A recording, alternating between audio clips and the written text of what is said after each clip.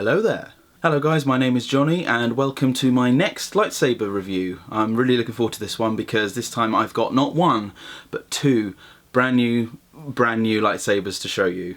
I bought these two sabers sometime last year, so this is a little bit overdue for doing a proper review, but it's not what I intended to buy them for in the first place, so you know, I wasn't sure how everything else was going on with my channel, and all the views that have come in lately, as you saw in my update video, surprised me completely, so I thought I should probably do a video on the next two sabers that I bought, so let's get stuck in. So for those of you that watched my update video, thank you very much, and you might remember these are the two sabers in question, and I gave you a little quiz, little teaser for what they could be, what colours they could be, and to see what colour you guys thought it would be.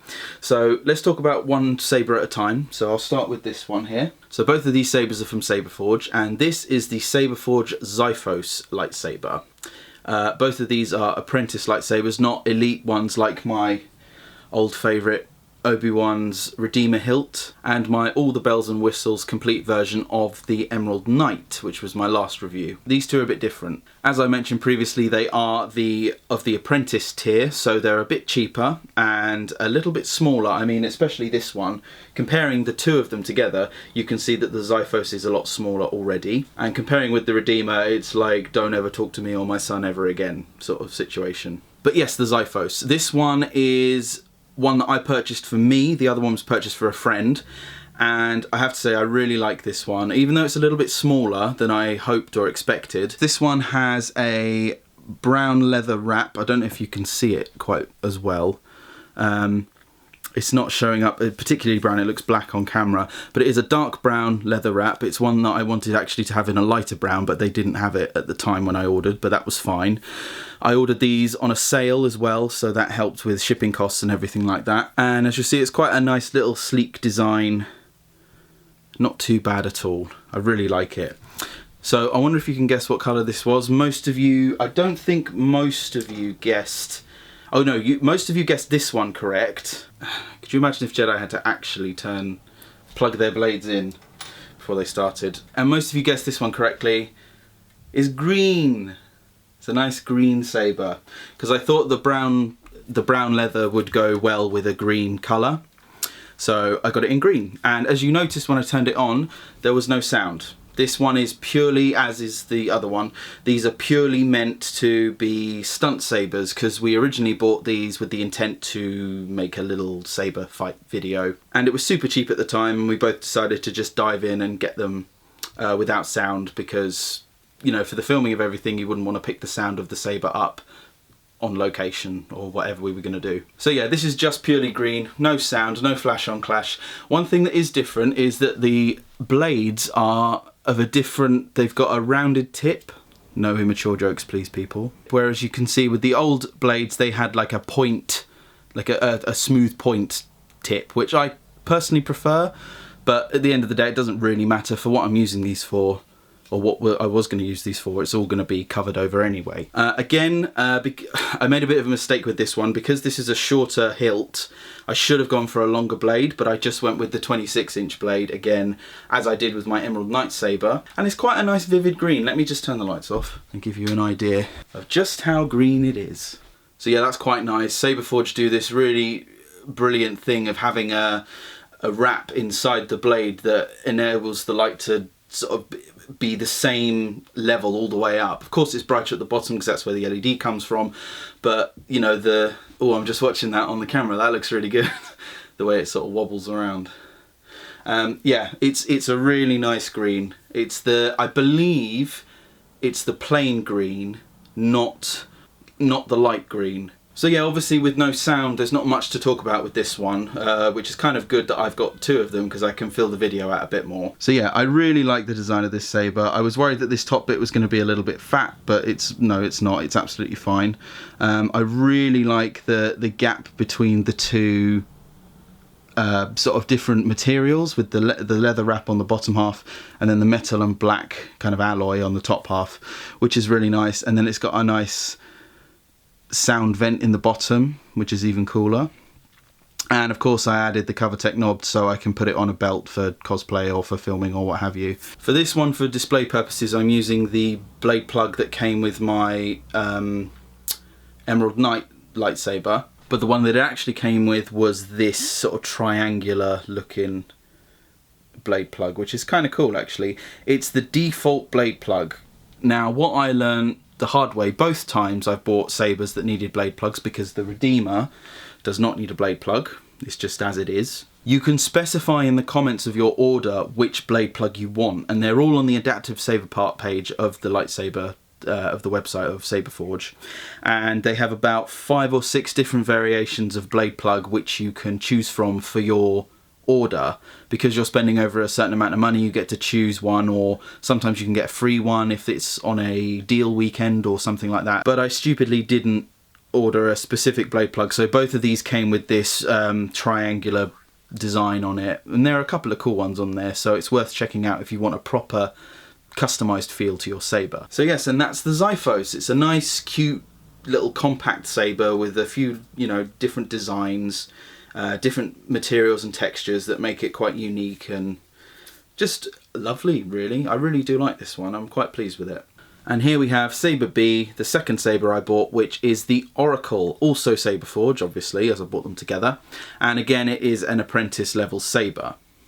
This is the saber that's got a lot of people asking if it is the saber from Jedi Fallen Order, the new game that came out, which is fantastic, by the way. It's not. Now I can see why you think that. It's mostly because of the top of this, but also I can kind of see how with the weathering down the bottom here it could look like it's been blasted off and whatnot, but it is not. They actually do have on Saberforge's website a Fallen Order saber, which is exactly the spec of Jaro Tapal's one from the game. So if you want that, that's there too, but I believe it is a elite saber, so it will be a little bit more expensive than these guys. But yes, here's the Oracle saber, and again, friends that I asked when I bought the pair of these sabers, and I asked them which one they prefer the design of, most of them actually said this saber was their favourite looking one, and yeah, fair enough, I can understand that. But this one is still pretty cool. It's got a very unique looking design to it on the top, and a nice little grey leather wrapped handle. I got wraps on both of these this time because the other two were more based on designs that were already canonised, so they were official character lightsabers, whereas these are just Saberforge's own designs. So I thought I'd go a little bit differently and try it with the wrap. But now to the big question. Everybody was saying, you know, what colour this one is. Some people came very close. Specifically Waterfire Omega and TR Gaming 2003. They were the closest, with most people guessing this one correct at being the green saber. And then this one is actually... ta-da! Whoa, that is a bright orange. Yes, this one's orange. I thought this would be a very unique, very different colour, and I'm super chuffed with it. It looks fairly red on camera. Actually, the further away I hold it, this looks kind of like an angry Darth Vader red kind of saber. It's not quite, it's not going to have purple in it, so it does just look like an angry red, but if I hold it up to my face here, it's very obviously orange, which is quite good. And this one looks the most fantastic on camera. I think this one looks super much like I've just whacked this in After Effects and put a load of lightsaber effects on the over the top of it. It looks brilliant on camera. It is super bright at the bottom though, but that's because you've got these slits in the side at the top of the hilt, and the LED is pretty much there. It's quite close to the top, so it can be very bright. When I turn this on without actually having the blade in, it's very bright indeed, and it can pretty much blind anybody. And again, no sound because these were meant to be stunt sabers. The only issue with this one I find more than this one, if you can see, the ignition button's kind of inset into this black divot here, whereas on this one it's very much exposed and can come off on and off very easily. So when you're spinning it, if you've got your hand on it, you can accidentally manipulate it, but that's just a little stickler. I tend to hold it here, so I've got my middle finger on the button, turning on and off, and then hold the grip here. But my friend, who this was for in the first place, has said it's fairly comfortable and he doesn't have to worry about turning it on or off because he's a professional, apparently. And again, this one came with a dome tip blade and a CoverTech knob to attach it to the belt buckle. Speaking of belt buckle, the accessories I bought with this, as you saw, the CoverTech knob to add on here, 2 of these belt clips that, as you've seen before if you've watched any of my videos, You squeeze the sides here, clip the saber on, and then let go, and then it can hang freely off your belt. But then if you want to pull it out, you have to squeeze again to then take it out. A couple of things that Saberforge have done differently since my last purchase was mostly to do with the blade, actually. Again, like I said, it's more dome tipped this time rather than sort of a pointed tip, which, you know, is not too bad. That's fine. But they tended to send the blades with these little rubber black dust covers, I guess, to go on the end so dust doesn't go down the blade when you're storing it or not using it. But also, they're a pain to get off. But also, okay, I won't be able to show you this because it just won't show up on the camera. They've put the film in as per the normal blades, but they've sort of melted or put a little bit of glue. Oh, it's glue. Some clear glue at the bottom of that so the film doesn't slip out, because unfortunately with my longer blade that goes with my thin neck saber, the Obi-Wan blade, that plastic, I was undoing it for a cosplay thing and I took the blade off and the film all fell out. I've not been able to get it back in since, which is a real shame, but I am planning on trying to do that. And then maybe with my next Saberforge purchase, just buy another thin neck blade to put in this instead, because shorter and whatnot, etc. And that's something else I forgot to mention. In addition to the blade plugs where you can choose which one you want, you just put in the order comments, you can also choose your kill key for the lightsaber so it doesn't turn on when it's off, when it's not being used. This is a bog standard Saberforge one, but you can get ones with the Jedi symbol, the Sith symbol, Empire, Republic, all that sort of thing you can get on their website, which is great. So if you want to further customize your saber, go for it. And now to the semi-boring stuff, just payment and whatnot. As I said, these sabers were in the tier below in terms of design and quality and whatnot, so they were a lot cheaper. They're $75 I think they start as, and that's the empty hilt compared to some of the others which are in the 150s and whatnot, so it's a little expensive compared with those. But these were cute and diddy enough designs, and I wasn't adding too much to the internals, so the tier I got these at, I believe, was, I think these are warrior tier, because warrior tier is the one that doesn't have any sound, just colour. So you take the saber price, which is just the handle with no electronics in it, which is the stated price on the item when you go into the website, and then you choose from the tiers down below, apprentice, hero, veteran, warrior, whatever they all are. They're all on the website, you can see them in the drop down menu, and then that cost of that tier is added to the price of your hilt, your saber hilt. So both of these sabers combined were not nearly as expensive as even one of them previous ones. However, again, had to pay customs charges, which I'm just sort of fine at the moment, whatever. But you can dispute them if they're like ridiculously over the top customs charges. I believe off the top of my head, to get the two of my new sabers in, it was only about 60 quid, which compared to what I paid for this one and this one especially, maybe because it was more expensive item in the first place, who knows. But yeah, it's definitely a lot cheaper than it was, but it is still a pain, you have to pay them. Unfortunately, there's nothing you can do about that, because Saberforge will either cover that in the cost of your lightsaber in the first place, someone's got to pay it basically.